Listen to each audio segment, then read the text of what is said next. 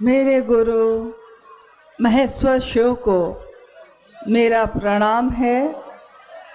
इस कालखंड के प्रथम शिव के शिष्य और हम सबों के परम आदरणीय वर्ण गुरु भ्राता साहब श्री के चरणों में मेरा प्रणाम है। शक्ति स्वरूपा माँ नीलम आनंद जी के चरणों में मेरा प्रणाम है और गोलमा के दरभंगा जिले के इस स्थान पे उपस्थित आप सभी गुरु भाई गुरु बहन के चरणों में मेरा प्रणाम है।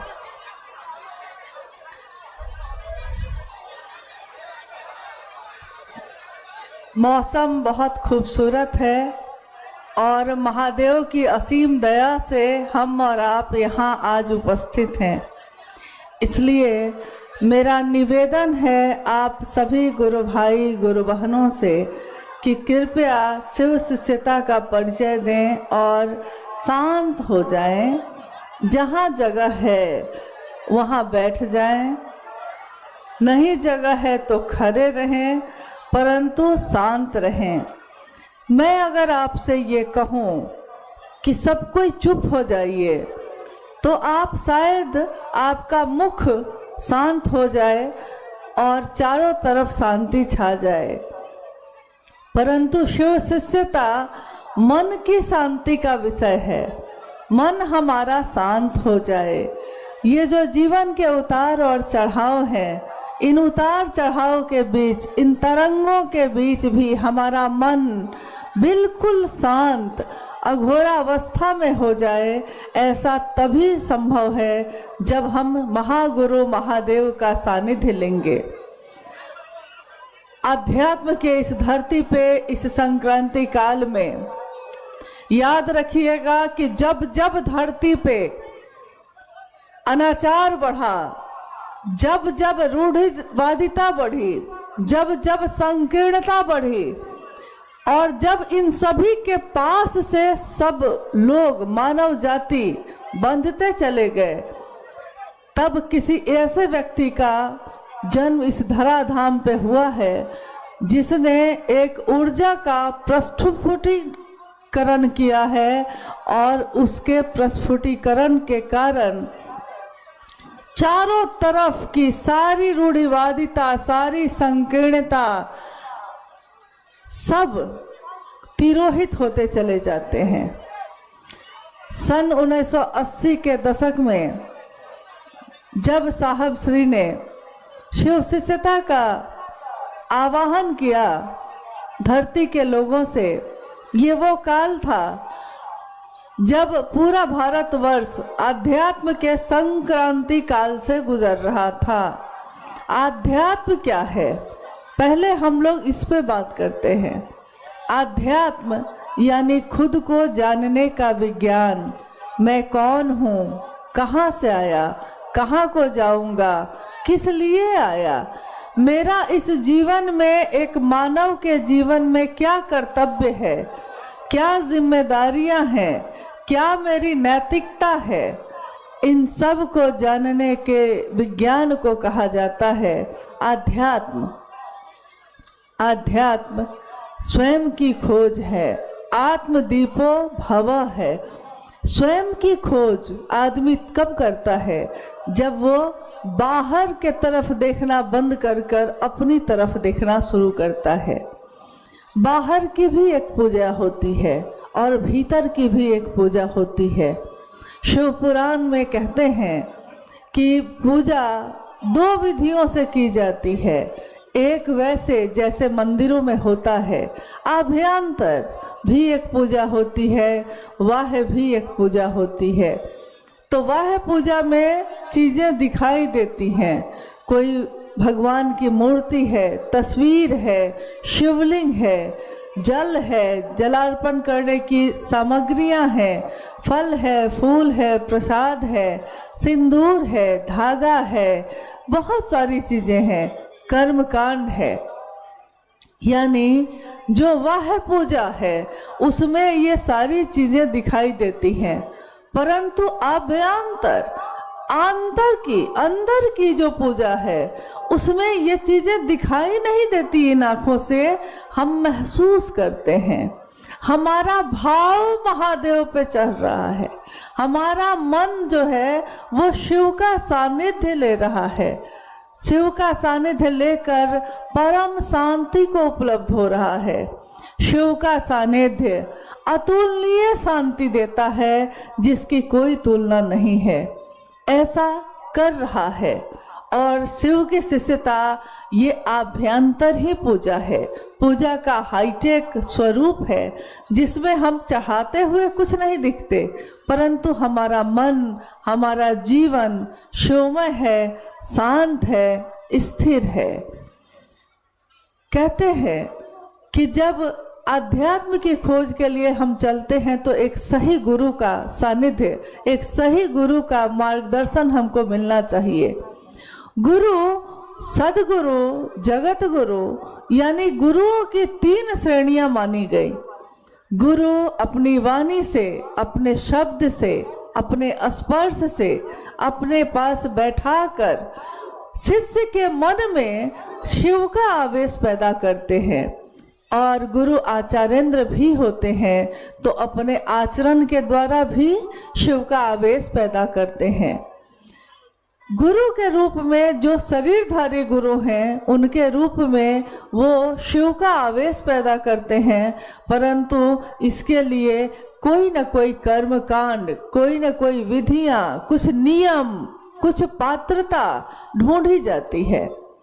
तो जो शरीरधारी गुरु हैं उनका शिष्य बनने पे आपने सुना होगा कि कान में मंत्र देते हैं और कहते हैं कि ये मंत्र सिर्फ तुम्हारे लिए है, ये मंत्र दूसरे को बताना भी नहीं है, किसी दूसरे को सुनाना भी नहीं है। तो कोई शरीरधारी गुरु जब होंगे तो उनका शिष्य भी उनके जैसा होगा, जैसा शिष्य वैसा गुरु, जैसा गुरु वैसा शिष्य। तो उस शिष्य को जो शरीरधारी गुरु है, उनके शिष्यों को कहा गया साधन सिद्ध, यानी साधना के द्वारा जो उपलब्ध होते हैं शिव को, उनको कहा गया साधन सिद्ध।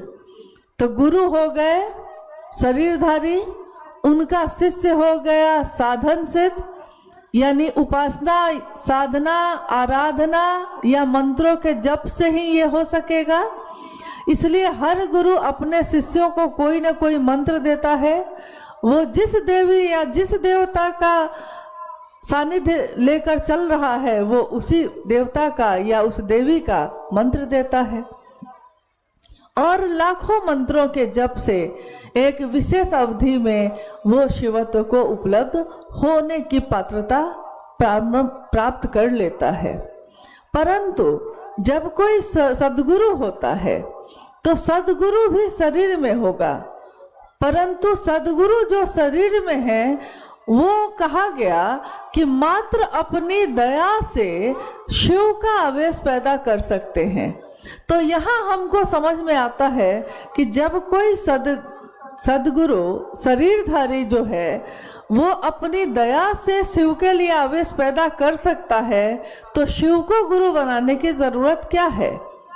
यहाँ एक भारी अंतर है, जैसे आकाश और पाताल का अंतर क्या है। कोई सद्गुरु मात्र अपनी दया से शिव का आवेश पैदा कर सकता है, परंतु इसके लिए एक न एक पसंद या एक न एक नापसंद होगी। अगर गुरु को शरीर में है, बंधन में है, नियम में है, तो कोई न कोई एक नियम वो लगाएंगे ही लगाएंगे। जैसे कोई कह सकते हैं कि तुमको ब्रह्मचारी बन के आना होगा, तुमको घर गृहस्थी छोड़ के आना होगा। वो कह सकते हैं सुरा और सुंदरी का त्याग करना होगा। वो कह सकते हैं कि प्याज और लहसुन छोड़कर भी आना होगा। वो ये कह सकते हैं कि अमुक जाति या अमुक धर्म के लोगों को ही मैं अपना शिष्य बनाऊंगा, यानी एक कोई नियम होगा, एक कोई बंधन होगा, क्योंकि शरीर में है वो। परंतु जब हम कहते हैं जगत गुरु, तो सदगुरु से जगत गुरु की कुर्सी अब एकदम अलहदा है, जुदा है। किस तरह क्योंकि जब हम सद्गुरु के शिष्य बनते हैं, कोई भी सद्गुरु का शिष्य बनता है, तो उसको कहा जाता है कृपा सिद्ध। कृपा सिद्ध का अर्थ होता है जिसने जो जितना किया है उतना पाया है, जितना गुरु के कहने से वो कर पाया उतनी उपलब्धि उसको हो गई है, इसलिए वो हो गया कृपा सिद्ध। लेकिन जैसे ही जगत गुरु शिव की बात होती है, जगत गुरु, तो जगत गुरु की कुर्सी पर एकमात्र शिव ही बैठे हैं। कहने को हम अपने नाम के साथ जगत गुरु 1008 या जगत गुरु 108 लगा सकते हैं, परंतु पूर्णतः अखंड, जिसका कोई खंड नहीं किया जा सकता, अगर अखंड शिव की बात की जाए, अखंड गुरु की बात की जाए, अगर नित्य सिद्ध शिष्य की बात की जाए, यानी जो जगत का गुरु होगा उसका शिष्य होगा, जो शिष्य होगा वो नित्य सिद्ध होगा। नित्य सिद्ध इसलिए होगा कि वो शिव गुरु के रूप में, जगत गुरु के रूप में, आदि गुरु के रूप में नित्य नवीन है, पल प्रतिपल उनके स्वरूप नए हैं, सधोजात हैं, यानी अभी अभी जिसने जन्म लिया है। तो नित्य नवीन जो हैं उनके शिष्यों को कहा गया नित्य सिद्ध, इसलिए शिव के शिष्य नित्य सिद्ध भी कहे जाते हैं। कारण एकमात्र यही है कि पल प्रतिपल हमारे मन में वो शिव अपना आवेश जगाते हैं और संकीर्णताएं शिव भाव के शिखर की तलहटी में ही, शिव भाव का शिखर, अभी हम लोग उस शिखर पे पहुंचे भी नहीं हैं, अभी हम लोगों ने बस विचार किया है, अभी हम लोगों ने बस सोचा है कि शिव मेरे गुरु हैं, मैं शिव का शिष्य हूँ, मुझ शिष्य पर दया कर दीजिए, शिव से हम दया मांग रहे हैं। अभी हमने सोचा है, शुरुआत की है, परंतु हमारी ये शुरुआत ही शिव भाव के शिखर की तलहटी में ही, जैसे अभी वहाँ बहुत सारे लोग ऊंचाई पे खड़े हैं और अभी हम बहुत नीचे ही हैं, अभी ऊंचे पे गए नहीं हैं, नीचे ही हैं, तभी हमारा मन समस्त संकीर्णताओं को तिरोहित करने लगता है। जिस तरह आप देखते होंगे कि पूजा के सामग्री में कपूर एक वस्तु होती है, कपूर को अगर आप कहीं रख दीजिए और छोड़ दीजिए तो धीरे धीरे वो कपूर खुद ही घुल के हवा में मिल जाता है। क्या ऐसा देखा है, ऐसा हुआ है कभी? कपूर खुद ही हवा में घुल जाता है, मिल जाता है। कपूर था परंतु वो तिरोहित हो गया, घुल गया, मिल गया, अपने जो ठोस उसकी वस्तु जो दिखाई दे रही थी वो अब सूक्ष्म हो गई है, जो स्थूल था वो सूक्ष्म हो गया, तिरोहित हो गया। उसी तरह शिव भाव के शिखर की तलहटी में ही हमारे आपके मन की समस्त संकीर्णताएं तिरोहित होती चली जाती हैं। महादेव का सानिध्य प्राप्त करना, शिव को गुरु मानना, ये साहब श्री के दिए हुए तीनों सूत्रों को करना हमारे मन को शिव जैसा बनाता है।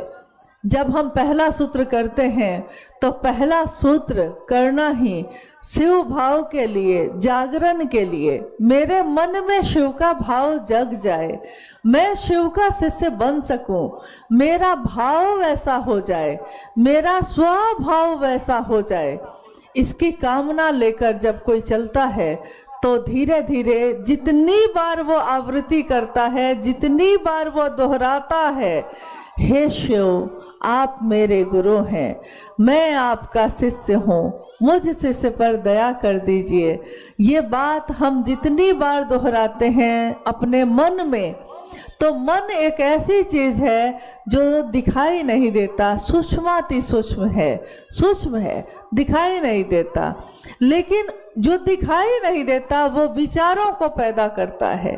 और अगर ये विचार हमारे मन में बार बार दोहराता चला जाए, शिव मेरे गुरु हैं, हे शिव आप मेरे गुरु हैं।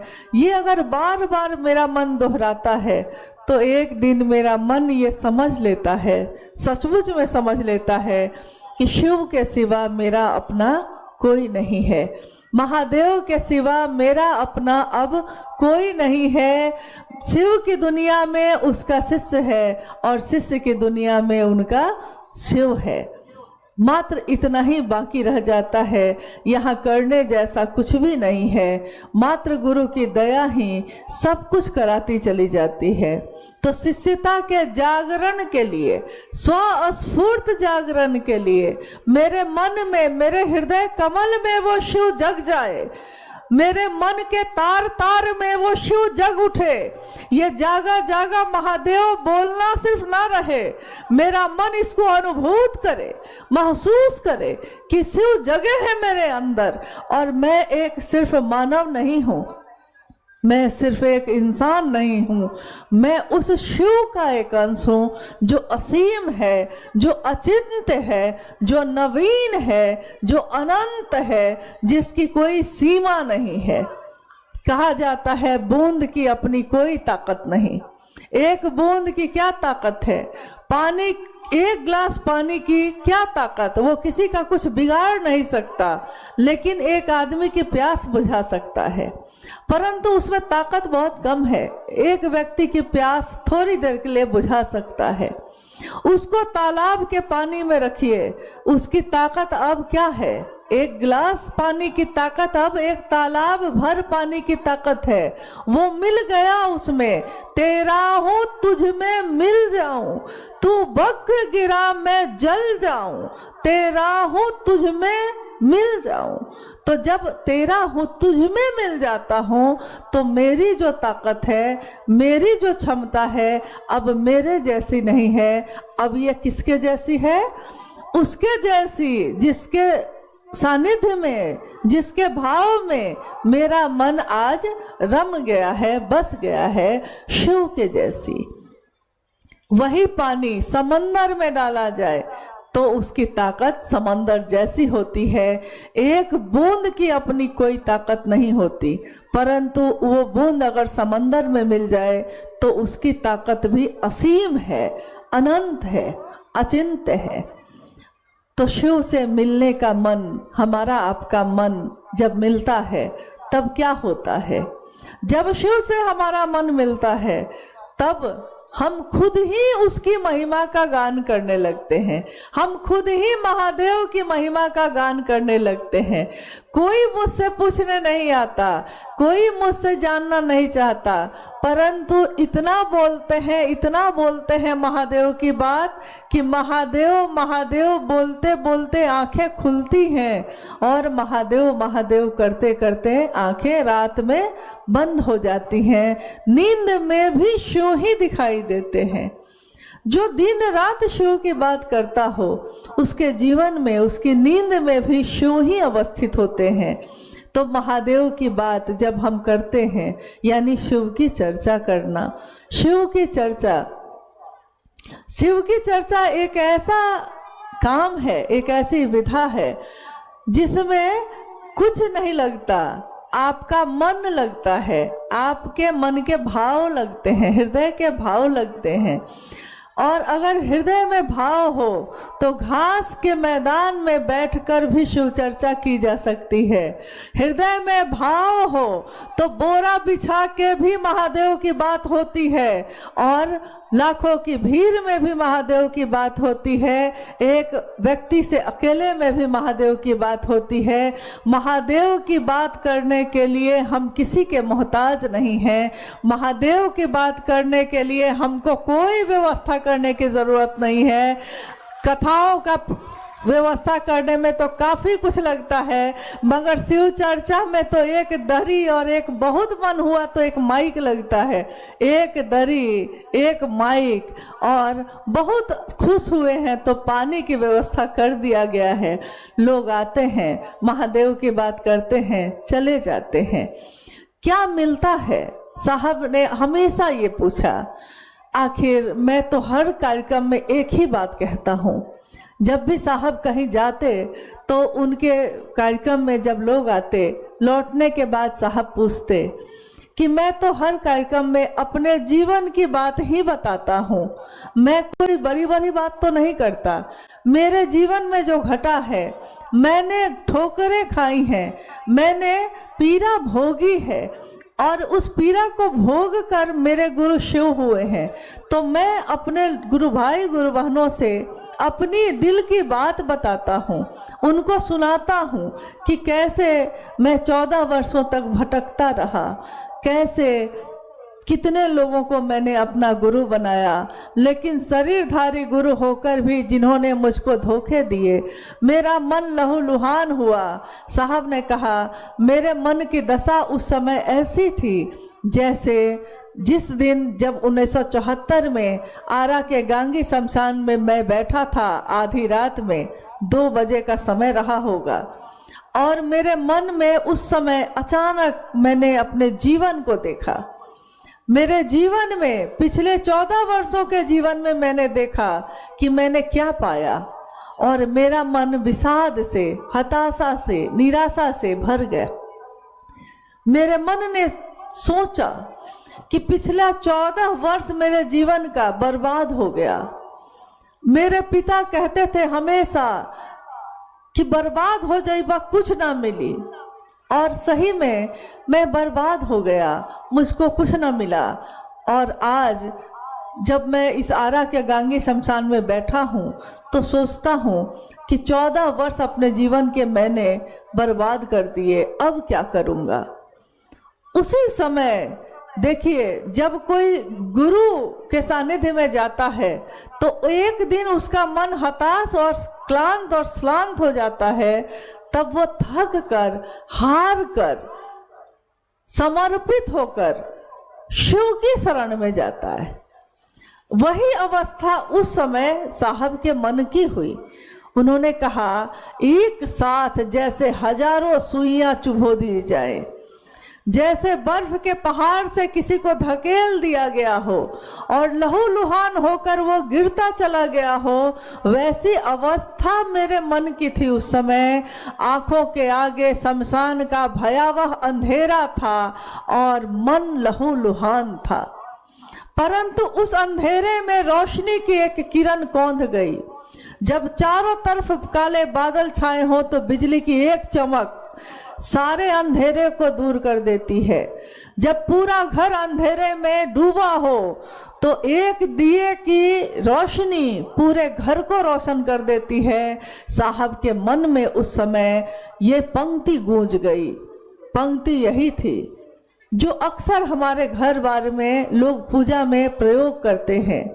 गुरुर ब्रह्मा गुरुर विष्णु गुरुर देवो महेश्वर गुरु साक्षात पर ब्रह्म तस्मै श्री गुरुवे नमः। गुरु में ब्रह्मानी शक्ति होती है, गुरु में वैष्णवी शक्ति होती है, गुरु में रुद्रानी शक्ति होती है, यहाँ तक कि गुरु पर ब्रह्म होते हैं, परम ब्रह्म होते हैं। तो मैंने सोचा कि जब गुरु भगवान होता है तो भगवान गुरु क्यों नहीं है। हालांकि इससे बहुत साल पहले साहब ने जिस दिन महादेव को अपना गुरु बनाया, ये सन 1974 का समय था और 24 वर्ष की आयु थी उनकी, 24-25 वर्ष की आयु थी। लेकिन जब वो 12 साल के थे और 13वें वर्ष में वो शमशान भूमि जाते थे तो लोगों ने उनकी माँ से शिकायत करनी शुरू की थी। लोग उनकी माँ से, साहब की माँ से ये कहते थे कि राधा जी आपका जो बेटा है बर्बाद हो गया।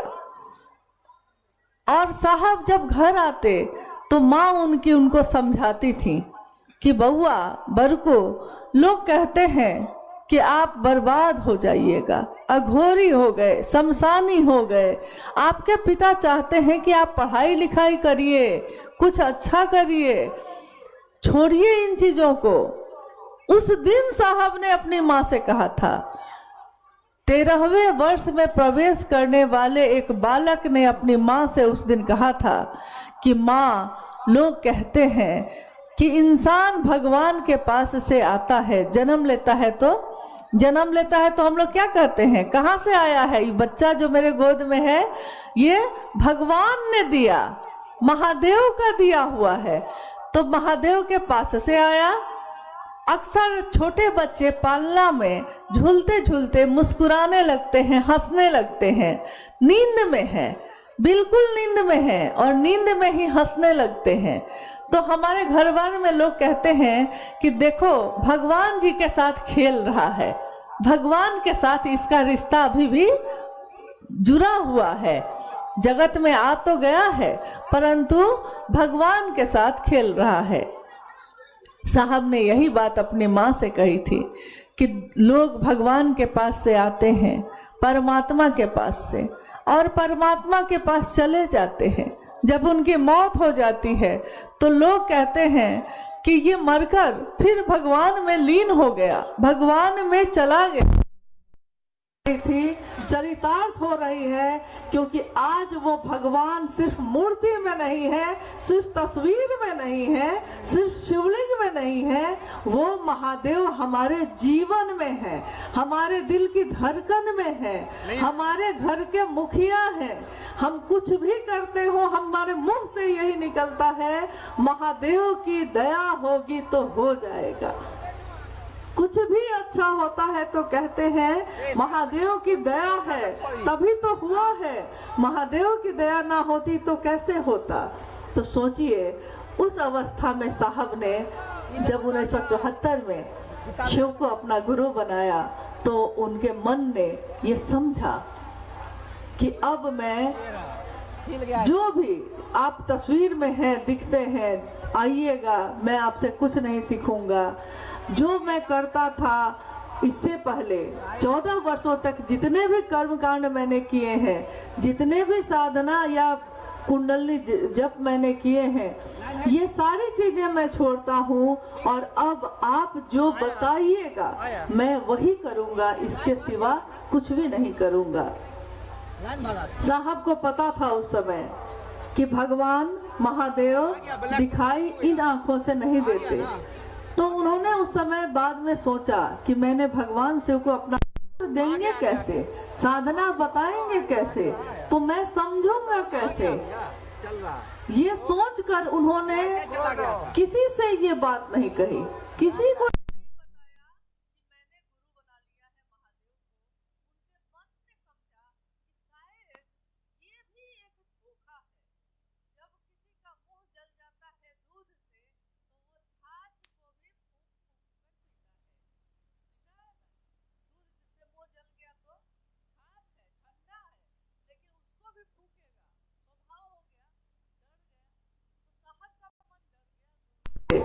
क्योंकि उन्होंने गुरु के रूप में अभी तक मात्र धोखे खाए थे, छलावा मिला था, छल मिला था। तो उन्होंने कहा कि पता नहीं महादेव भी कुछ देंगे कि नहीं देंगे, इसलिए उन्होंने मात्र नीलम दीदी को चिट्ठी लिखकर ये बात बताई कि नीलम, मैंने शिव को अपना गुरु बना लिया है, तुम भी शिव को अपना गुरु बना लो। माँ नीलम आनंद उस समय मनातूगढ़ में थी और जब चिट्ठी मिली उनको तो वो बहुत खुश हुई। उनको लगा कि मेरे पति को एक ठिकाना तो मिला, एक ठौर तो मिला, और ये सोचकर खुश होकर उन्होंने सहर्ष शिव को अपना गुरु बना लिया। साहब के जीवन की अब आगे की यात्रा बढ़ती है और काफी चमत्कार उनके जीवन में होने लगते हैं। जब वो पाटन में वीडियो बन के जाते हैं, कंक्रीट का, ईंट का, और उस छत से, ईंट और सीमेंट की छत से अचानक बेलपत्रों की, सूखे बेलपत्रों की बारिश होने लगती थी, जिसमें चंदन लगे होते थे, बड़े बड़े बेलपत्र। आज भी उपवन में साहब के उस स्थल पे वो तस्वीर जिसमें माँ नीलम आनंद जी ने अपने हाथों से लिखा था, बेलपत्रों को सजाकर, और नीचे लिखा था महाप्रसाद नमः शिवाय, ये अभी भी लोगों के दर्शन के लिए रखे गए हैं और लोग उसका दर्शन करते हैं। न जाने कितनी घटना, न जाने कितने चमत्कार उनके जीवन में घटने लगे। जो कहते सो हो जाता। महादेव और भगवती के कितनी घटनाएं ऐसी हुई जो साक्षात ये परिलक्षित कर रही थी कि कोई अलौकिक सत्ता है जो लगातार साहब से मिलने आ रही है। वहीं पाटन में पहली बार चावल को बिछाया गया था, जो पूजा घर में बिछा था और जिस पे संदेश आए थे। तो जो संदेश आए थे वो सभी संदेश को साहब ने संजो के लिख के एक रजिस्टर में रखवाया है।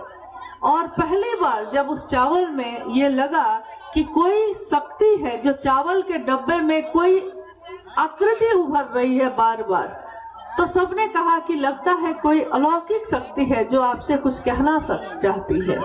तो साहब ने उस समय वो चावल निकलवा कर पूजा रूम में बिछाया था और उसके बाद उन्होंने प्रणाम किया। आया चावल पे आशीर्वाद। साहब ने कहा कि मैंने तो प्रणाम भी नहीं किया और कोई आशीर्वाद दे रहा है, तो क्या करना होगा? उन्होंने बोला कि क्या करना होगा।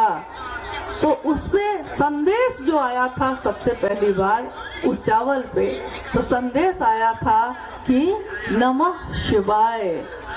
साहब ने फिर पूछा कितनी बार? संदेश आया 108 बार।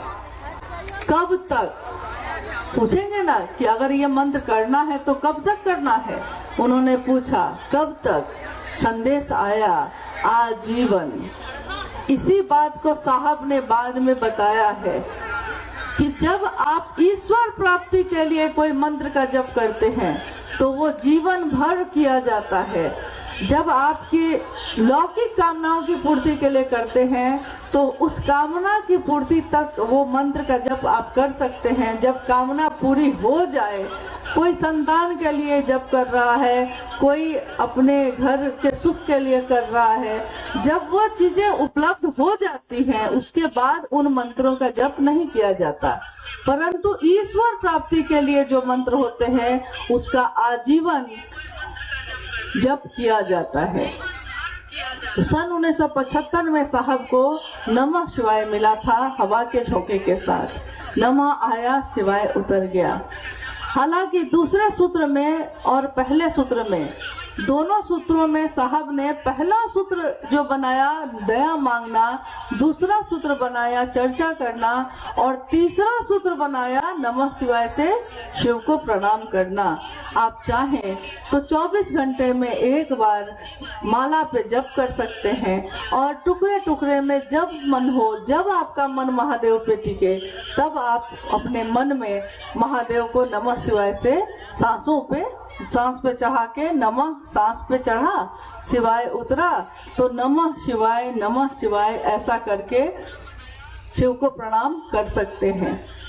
शिव पुराण लिखता है कि एक समय आएगा जब समस्त जगत धर्म से विमुख हो जाएगा, पाप और अनाचार का बोलबाला हो जाएगा, गुरु और शिष्य परंपरा भी जाती रहेगी और उस समय पूरी मानव जाति के सामने, समस्त मानव जाति के सामने एक ही विकल्प बचेगा, नमः शिवाय, शिव को प्रणाम। इसके सिवा कोई विकल्प नहीं बचेगा। तो इसीलिए जब साहब ने ये बातें तीनों सूत्रों के माध्यम से लोगों तक पहुंचाई, उसके बाद उन्होंने जब शास्त्रों का अध्ययन किया था 1986 में, तब उनको धीरे धीरे पता चलने लगा कि अरे ये तो 1982 से 1986 के बीच में उन्होंने जितने भी अध्ययन किए सभी जगहों पे गुरु नाम गुरुवे नमः, तुम त्रिभुवन गुरुवेद बखाना, संभवे गुरुवे नमः, सकला कल रूपाए संभवे गुरुवे नमः, ये पंक्तियां लिखी हुई प्रदीप्त दिख रही थी। और अक्सर साहब ने ये कहा कि लोग कहते हैं शास्त्र में भी ये लिखा है, शिव पुराण में ये लिखा है और हमारे ऋषि मुनि भी ये कहते हैं कि शिव जैसा कोई नहीं। लेकिन न जाने क्यों उन्होंने गुरु शब्द पे अपना मौन रखा, गुरु के बात पे कुछ नहीं कहा। शास्त्रों ने ये तो लिख दिया कि नास्ति सर्व समो दाने, नास्ति सर्वसमो देवो, नास्ति सर्वसमा गति, नास्ति सर्वसमो रणे। यानी शिव जैसा कोई देवता नहीं, शिव जैसा कोई दानी नहीं, शिव जैसा कोई योद्धा नहीं, शिव जैसा कोई नहीं। लेकिन साहब ने कहा काश उसी समय ये पंक्ति भी जोड़ दी जाती कि नास्ति सर्व समो गुरु, शिव जैसा कोई गुरु भी नहीं है। तो आज इतने सालों में मानव जाति इस बात से वंचित तो न होती कि वो शिव को अपना गुरु बना सकती। और आज जब हम 2026 में प्रवेश कर रहे हैं, साहब श्री की 1982 से शुरू की हुई शिव की चर्चा आज सालों की यात्रा तय करके आगे बढ़ती जा रही है। ये संदेश, ये पावन संदेश घर घर में पहुंच रहा है। लोग शिव को अपना गुरु बना रहे हैं अपने जीवन के लिए। कहा जब एक क्यों हम लोगों को ऐसा लगता है साहब कि जैसे आपके साथ ही हम लोग हमेशा से थे, न जाने कितने जन्म से आप ही के साथ हैं और न जाने कितने जन्म तक आपके साथ रहेंगे। तो साहब ने कहा उस दिन कि तेरा मुझसे है पहले का नाता कोई, यूं ही नहीं दिल लुभाता कोई, यूं ही कोई दिल नहीं लुभा लेता है। ये रिश्ता एक जन्म का नहीं है, ये जन्मों जन्म का रिश्ता है। और ये बात कितने घटनाओं से जाहिर हुई, कितने जगहों पे उन्होंने कहा कि अमुक समय में ऐसा हुआ, अमुक समय में ऐसा हुआ, इस युग में ऐसा हुआ। तो वो जब बोल रहे हैं तो ऐसा लगता था कि जैसे सारी चीजें उनके आंखों के सामने घटित हो। तो मैंने उनसे पूछा ये कि ऐसा लगता है कि जैसे जब आप बताते हैं तो आपकी आंखों के सामने ये चीजें घटित हुई हैं। साहब ने हंस के कहा कि मैं तो हमेशा कहता हूँ कि मेरे टेलीविजन में महादेव आते हैं, आपके टेलीविजन में नहीं आते हैं तो मैं क्या करूँ। मेरे टेलीविजन में तो महादेव आते हैं और मेरे आपके सबके टेलीविजन में महादेव आए, इसकी कामना करिए। इसका चलिए हम लोग अब कुछ जिज्ञासाओं पे चलते हैं। और महादेव की असीम दया से आज मौसम ने बड़ा साथ दिया है। कोसी के इस क्षेत्र में जहां पहली बार एक बड़ा शिव गुरु महोत्सव हो रहा है, साहब के उस सपने को, साहब की उस बात को, साहब के उस आदेश को, उस आज्ञा को पूर्ण करने के लिए जो उन्होंने बरसों पहले कहा था और मैंने अनुभूत किया है कि शिव के शिष्य ने जो कह दिया है होता वही है। एक बार की घटना आपको बताती हूँ। शिव के शिष्य ने जो कह दिया कैसे वही होता है और क्या हो। भाई ने पूछा, शाम का समय था, बहुत जिज्ञासा समाधान होते रहते थे उस समय। साहब जब जब धरती पे कोई युग पुरुष आए, कोई महापुरुष आया, तो जब तक वो शरीर में थे तब तक तो लोग उनके पीछे चलते रहे। मतलब जब तक वो शरीर में है तो सारे जो उनके साथ के लोग हैं उनके साथ चलते रहे, एक होकर चलते रहे। परंतु जब वो शरीर में ना रहे तो सब अलग अलग भाग में बट गए, जैसे 2 भाग में या 3 भाग में बट गए। बुद्ध आए तब भी ऐसा हुआ, महावीर आए तब भी ऐसा हुआ, ईसा मसीह आए तब भी ऐसा हुआ, मोहम्मद आए तब भी ऐसा हुआ।